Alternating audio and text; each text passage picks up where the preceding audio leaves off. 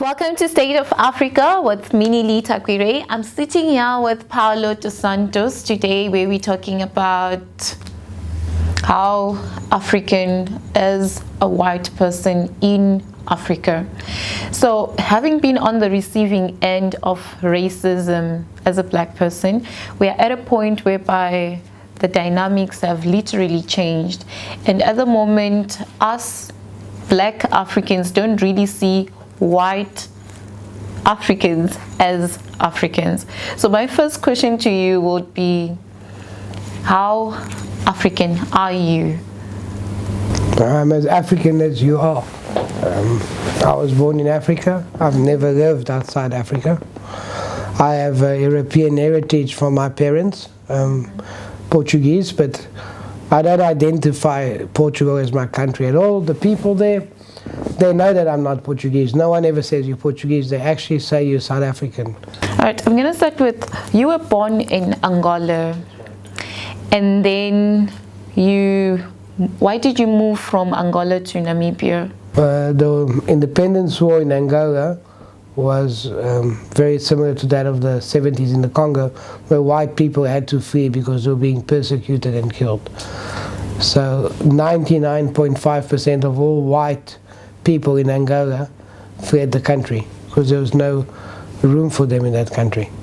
And do you think it was justified that all of a sudden you were born there, obviously you were still young at the time, and then blacks have gained independence and now you have to move because they don't see you as African, which is the main reason why you actually left? It's a complex question, Minnie.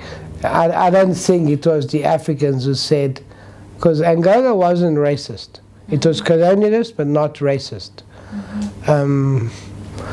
It was more in those days, in looking back 1970, 75, there was a very rigid Cold War going on between the Soviet Union and America. And it's not going to how Angola became part of the Soviet Union, but the main instigator for that hate and for that culture was very much based in Moscow rather than in Angola. Blacks were happy to assimilate and live with whites to a certain extent. Their masters, and they were the puppets, wanted to get rid of every Portuguese because they wanted to come and take over the infrastructure. So I think that it's unfair to say that the blacks really wanted us out, because I've been to Angola many times and I've always been well received as a white man. In Angola? As an Angolan. And they respect the fact that I am Angolan. So the locals really don't look at you as a white person, but as an Angolan? Well, you know what? The only two countries that white people have been, and I'm not talking about British colonialism, I'm talking about French and Portuguese. It's not as bad. The country for me that's the worst, that's this white-black separation, is actually South Africa. Sadly, but it's true. Not without cause, because the apartheid system is a strong enough catalyst to have caused this, and it's not going to go in 1 or 2 generations. It's going to take a long time. You know, when I came here, I knew a black. My next door neighbor was black. My best friend at school was black. The South Africa that I discovered, there was a total isolation from black people. Black people sat in the back of your car and ate out of plates, you know. But so that they don't think that we are African, I think that's just been an African mentality, or the fact that Africa is not that educated compared to Europe. In Europe, you don't refer to white Europeans and black Europeans. If you take some of the British soccer stars, take Jay-Z, no one says he's a black American. He's an American. America today is trying to give this African American, but that's another total game. It's not that they're not American. They're as American as anybody else. In Europe, you don't refer to a football player being a black Portuguese football player. It's just a Portuguese. French team. The French team is full of Yes, and I'm sorry, Africans. you tell any of those black guys that they're Africans, they will tell you they're not Africans. In their mind, they're Europeans. Yeah. All right, but now for a white man who lives in South Africa. Okay, so from Angola you moved to Namibia. That's right. I And studied in Angola, in Namibia. And why did you move from Namibia to South Africa? You know, Namibia was about to become independent. It was more of a career choice. You know, I stayed in a very small town, and I wanted to expand and do more. So. And then you moved to South Africa. It was also a bit of racism, white on white racism. I come from a very poor family, so living in a small town was very difficult. It was difficult to get a job. I had a job. It was difficult to become anybody because everybody gave jobs to their cousins, their sons. It was a town of about 20,000 people. So Cape Town actually was a big city where I could expand. That's why I moved to Cape Town. Okay. All right, now you are in South Africa and you've been living here for the past how many years? But we're in Cape Town. I've lived abroad for small amounts of time, but I've been living in Cape Town for about 25 years, 24 years. 25, okay. So you're basically South African now? I'm a South African citizen. I have a South African passport. I'm a national. Okay. I'm not a foreigner. I live here. This is my country. Although I have a dual citizenship, that dual citizenship works that when I'm in South Africa, I have no protection from the government at all. We're going to get to the point you're trying to make right now.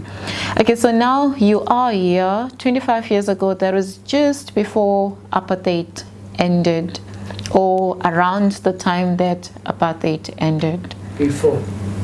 You were here just before apartheid ended. I arrived in Cape Town in early 91. Okay, so where did you find yourself at that time in the society? You know what? It's very difficult to say. South Africa, we had come from a very indoctrinated background as young people. 90% of young South Africans like myself found themselves joining the South African Defence Force under whatever pretenses we were told to fight. But around that time, I was quite liberal. I joined the United Democratic Front. I'd also joined the ECC, which is End Conscription Campaign. And I was quite active in a way in fighting oppression and apartheid. 92, 93 were very interesting years. I think I became a member of the ANC in 1993, if I'm not mistaken.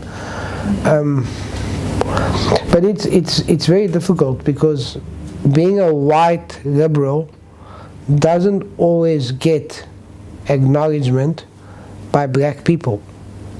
Because if you're looking at a riot, and I've experienced riots in other African countries. Nigeria, I was there during the student revolts. And you're just a white person, and when they look at you, you seem to be the enemy. Because even the countries like Ethiopia, they've never been colonialized. They seem to think that somehow the effects of colonialism are the root of all evil in Africa. I'm not saying they're not, but they're not the root of all evil.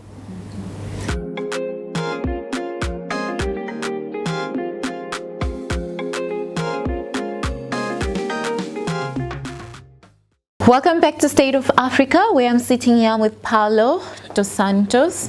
So we're just going to pick up from where we left off, where we're talking about this whole concept of the white man and how we see you guys as the enemy in whatever you do. As long as you're white, we have trust issues. Do you actually understand where that whole psychology comes from? I do. I think that the trust issues and the problems that white people that are white Africans, or we term ourselves white Africans, have are not unfounded. Colonialism was something that really destroyed the continent. So did slavery. which are not even European aspects. Colonialism wasn't derived just from Europe. They'd been there before. But the black man grew up, firstly, not trusting the white man, because we took what belonged to them. I mean, there's stories of farms that were taken, areas that were taken. So it's not unfounded. But I think that... Okay, do you feel like you have to fight so hard to prove your Africanness? And you have to fight, and you never accept it. And I'll give you an example. As a white African, we have our own culture and our own traditions. Black people, Shona people, Xhosa people, your traditions as you as a white African are not, they don't even consider. They just consider what their traditions and their ways are. The only country that I know that has made certain, especially to regards to marriage, is Angola, that if you marry a white man and he's white African, they don't do the full Ebola or whatever thing. They actually meet each other halfway, which is the way it's supposed to be. And in Africa, as a white man, you're always fighting to justify why you're doing things with blacks. And often people refer to me as their white friend. I'm not a white friend. Yeah. I'm just a friend. But it's also a social issue. And for me, the saddest and the worst problem in Africa, and we could spend hours saying why and why not, but is that when colonialism ends, the new leaders, your country is a prime example. Robert Mugabe was supposed to be the savior of Zimbabwe. He was worse for the Zimbabweans than his colonial masters were. What is Zimbabwe today? I just heard today from someone in Zimbabwe, there's not taxis on the road, there's nothing in the road because there's no fuel in the country. People are starving, and I'm not saying that maybe socially, yes, Zimbabweans expanded, but you have a population of 3 million Zimbabweans who moved to South Africa because they can't live in their country. They can't afford to live in their country. So it's not that they were worse than colonials. You know, and to quote a Congolese man one day told me, you know, Paulo, this is a mess, but it's our mess. But there is a limitations to that mess. You look at the Congo today, is the mess as bad that women arms are being cut off, okay, and breasts cut off because there's a tribal war going on in northern Congo. Does that mess justify being your own? Because ownership demands responsibility. And apart from South Africa, where democracy works, okay, there hasn't been democracy anyway. I always say Zimbabweans are learned and not educated. And this is the problem. With you. You might not agree, but education is not knowing things. Education is having an obligation to society. And you know what? I've mentioned before, you don't get this in Europe where we talk about black Portuguese, black British. No one says that Sterling guy that plays soccer for Liverpool, that is a black English player. They don't say that. Did you see the whole issue about the Windrush generation, which was not given papers by the British government, and yet they came during a time when the British government needed them to fight their wars, and now generations later they don't have British citizenship. But those things happen throughout Africa. But you know what? It hasn't changed. The problem was Africa, and this is why we're living in a global society. We're not living anymore where blacks are from Africa, Asians are from Asia, and Europeans are from Europe. We're living in a global society where air travel has made it easy that today I'm here and tomorrow I could be in Europe. So, and the biggest problem for me, and it's sad because I consider myself African, is that first of all, we are not, and I'm not the only one, white Africans aren't considered Africans. Do you feel like the government alienates you as well as a white person? Like if look, I don't think that they do. White people in the government because we. But that's normal. This is a majority thing, and there's going to be more blacks than whites. There are some whites, but you know what? I can't even fault them at that because at least the ANC government has fought and has kept white people here, and in power and with money. a little bit more than the apartheid national government ever did. Because you know what? In apartheid days, on a Saturday afternoon, you wouldn't be allowed to be sitting in this office. Wow. You had to be in your township. So, you know, it's founded, but I think that the biggest problem is that Africans haven't moved from their cultural habits of 200 years ago. So they're not starting to think that it's not a Xhosa thing or a Shona thing. It's actually a global thing. And whether you're white, colored, black, pink, Asian, you're born in Africa and you're African. You have the right to be African. It's not about color anymore. There will always be a majority. I also think a bit of that problem, and this is a very complex situation, stems that there were tribes, there were always tribes. The people that exploited tribalism were always the Europeans. Colonialists thrived because we were able to cause tribal wars in this union among the blacks. All right, I'm going to ask this. Do you feel like there is reverse racism at the moment, especially in South Africa, with this whole farm murderers going on? And most white people that own farms in South Africa are feeling very unsafe, very insecure, and they believe that black people are out to get them. And with the whole BEE situation, whereby just to draw a line for you there, BE, and is there reverse racism? Yeah. Not as much as I expected it to be. I think that the amount of racism from blacks to white is not as big as from whites to black during the apartheid days. Okay? They can say what they want. The DA marched in Cape Town against Zuma must fall. Yes. If you were black and did that in 1992, you'd be shot on the spot. Yes. Ask the people at Sharpeville. They would shoot you on the spot. So is it really reverse racism, or is it the fact that the poverty levels in South Africa are high? There are people that don't have food. And you know what, if I have 4 kids and they don't eat for a month, so it's pretty hard. Would you kill a farmer because of that? I might, because would a farmer not kill my white sister because he raped her and now he doesn't want to witness? He wouldn't think twice of doing that in 1975. You know, a lot of the hate against whites is really not unfounded, because apartheid was a monster.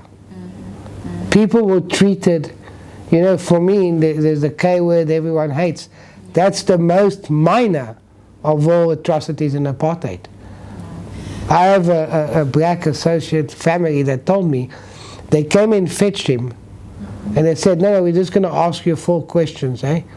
His 4 questions was 9 years later. While I was in jail, him, his brother and his father, all in the same jail. His mother was dying of cancer, and they said, can one go and the other stay behind? To say, do you know what they said? One more black dead won't make a difference, you don't go anywhere. That was the level of inhumanity in South Africa. So is it reverse apartheid? I think in certain areas, yes. But you know what, if you walk around Greenpoint, Sea Point, in Cape Town, I don't see a lot of hate resentment for white people. Resentment, yes, for what we have and you don't have. Yeah. Because a lot of these people have because of our ancestors. Yes. Okay, you also fought the war. Do you feel like you were on the right or wrong side?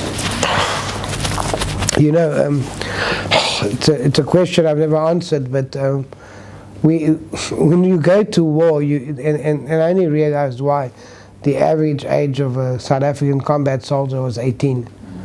The reason that at 18, it's very, very easy to indoctrinate you, especially that you're living in a time. We didn't go to a war to protect apartheid. The word apartheid was never mentioned in the army. We went to war to fight against communism, the expansion of communism into the world. You were told that you're fighting against communism. When we went to townships, we didn't say you're going to townships to oppress black people.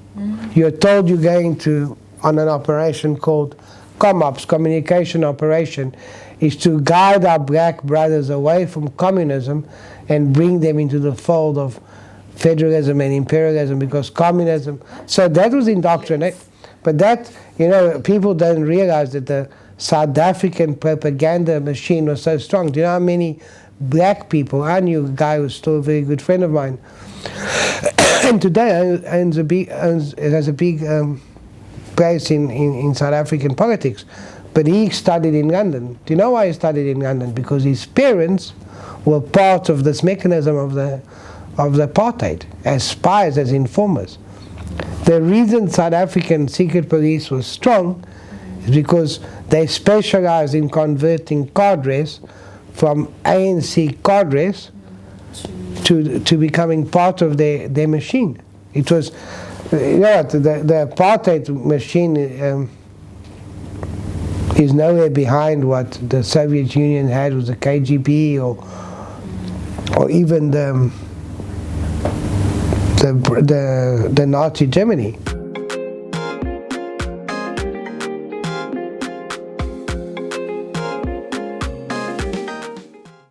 Welcome back to State of Africa, where I'm sitting here with Paulo dos Santos.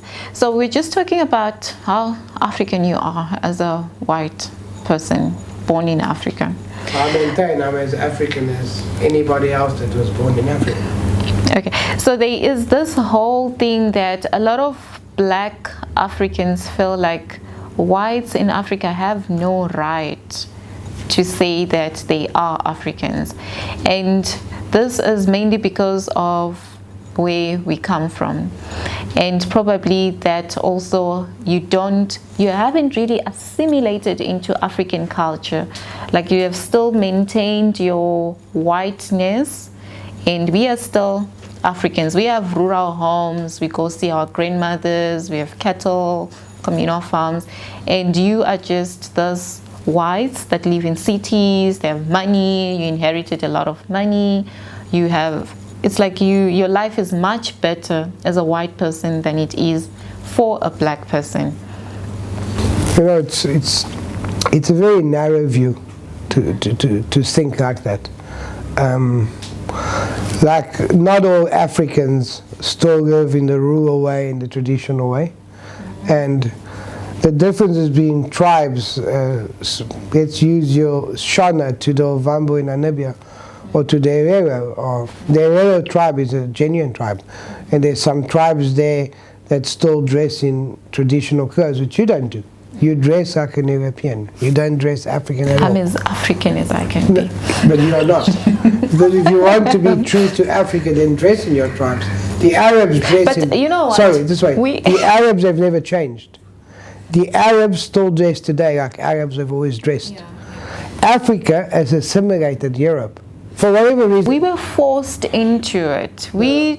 I don't want to wear clothes. I want to wear my loin cloth and my beads here. And for you to be civilized, but you had that's to. Also besides the point. The point is that within Africa, there's different tribes. Okay, there's a very good book was written around about 1984 by some Dutch author. I won't say his name because I'm not sure of his surname, but it was called The White Tribe of Africa. And he actually extends to say that the Afrikaner people, the Afrikaner nation, is the true white tribe of Africa, because no matter what Afrikaners did to the black people are no less than what Shaka Zulu did to his people. It's no less than what the Mau tribes of Kenya, which were man-eating tribes, did to the people that then ran away, or what the Romans did to the rest of the world. But the Afrikaners have actually loved the land, and they're a bit like black people. They have their little farm that they go to. Okay, not all of them are rich. Okay, they come. To think that all whites are poor, are rich, that's not true. I was never rich. I came to Namibia, and I remember playing football with shoes that were tied up with string. Can you eat pap with your hands? I can eat pap with my hands. You know what? I can make pap. Can I tell you something? Yeah. And if I think of Africa and the people that I know, African people, okay, I'll challenge them to any day. There are very few people that, one, know the continent as well as I do. There are only 7 countries I've never visited. So my knowledge of Africa, African culture, and politics around Africa is far stronger than most so-called Africans. Now that you're talking about your exposure to Africa, I just want to bring this question of white privilege. And you are... I don't really understand. Okay. So you are from... Your ancestors are from Portugal. Yes. And you were born here. I'm a 5th generation African. But you are still a Portuguese citizen. Yeah, you can go and live in Holland, you can go and live in Sweden, you can be in Switzerland tomorrow. And yet, I as an African, real African if I may say, I am Zimbabwean and I don't have any claim to any other country. Do you think that's also... No, because it reverses the other way. You get many people that are European, okay, French, and they're also Congolese. They have both, and they're black. So they have both sides. They're Africans.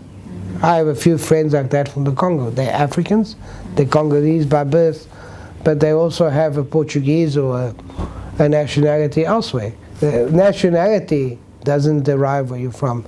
Nationality is just, you know, something you have. I have no claim in Portugal. I have no land in Portugal. I have no assets in Portugal. You know, for me, having a Portuguese passport is more convenience for traveling than for anything else. For you, of which as But you know what? As a Zimbabwean, it's hard for me to even get a visa. It's hard to travel. You know what? If you traveled in Africa in the 90s, the first time I was ever arrested in my life was in Zimbabwe in 1991. Why were you arrested there? What did you do to Uncle Bob? Nothing. They decided that the visa that I got from the embassy, the Zimbabwean embassy in Nigeria, was forged. So after I paid them $100 in those days, they arrested a white man because they wanted money. The biggest problem was Africa is the paternity concept of Africa. When they look at the white man, they think, "There's my salvation. There's the man." And it works with women and men. When you have a woman of color as your girlfriend, a family and a friend think that suddenly they're all entitled to have a lot of money because your husband is white. Upgraded our clan. But you haven't upgraded, because sometimes, you know, if I look at the friends I had in the Congo, black friends, they have more money lying around in their house than I have in all my bank accounts. Okay? So I think that the biggest problem in Africa is that they've never educated the people to think, and they've never wanted to integrate white people as Africans. But don't you blame that on colonial education? Because if I look at myself, I did the whole British curricula when I was at school. So in my head, white people are better than black people because I know I have to learn their language, I have to dress like them, I have to learn to eat like them for me to be accepted in this modern society. But so is the rest of the world. And white people didn't have to learn our African languages. How many African languages do you speak? None. Exactly, you see? And yet we have to be speaking your language. So there's that God concept, which is... It's a concept that you created. It's just the way the world developed. It's like the big power centers before, industrial power centers, was Europe. Today the big power centers in the world are in Asia. It could be that in 1,000 years' time, the continent that rules the world is Africa. They have the resources, you know. You don't know. You know, it's just the way the evolution moves. You know, 25 years ago, China was nothing. Yeah. Today, China is a powerhouse. The second, 25 years ago, Japan was the second biggest economy in the world. Today, it's nowhere there. So going back to that, you know, the world has developed into this sort of backyard where there's no. I don't think there's any place in the world anymore for having whites, blacks, Asian, coloreds. It's just, we've gone past that. Yeah, 200 years ago it was easy to, if I didn't like you, I could kill you. It doesn't happen anymore. Civilization, and that we need to have in Africa. I'm just going to ask you just one, or rather to say something about the situation, because right now it's like there's an unspoken tension in South Africa at the moment, whereby there's so much hate brewing within black people against white people, and white people that are feeling insecure, and they are very suspicious of black people at the moment. As an white African, how would you dissolve that situation? I think that the biggest tension is generated is because of financial stability. White people in general, I'm not saying everybody, and sorry to say this, for me Cape Town is an island. We have this beautiful area here, but what's around us? The Guguletos, the Yangas, the Rangas. Like you heard today, it's unheard of. In Europe, if you went to live in a shack, your prime minister will be fired. All right, so that tension is derived from money. It's derived from the financial gain, you know. There's also a lot of political play, land repatriation, but it's the way it is. And you know, personally, I agree that some land must be given back to the black people. The problem in Africa ever is that when we give land back, it's not going to go to one person. It's not going to go to the people. Okay, the money that was left for the ANC in Kotu, billions, disappeared into 3 people's pockets, and the soldiers still have no food. Unfortunately, this is all the time we have to... Thank you, Minnie, for having invited me, and I'm still an African. All right, thank you so much, Paulo, for coming to join us here and explain your whiteness to us Africans. Thank you so much for watching. This is Minnie-lee on State of Africa.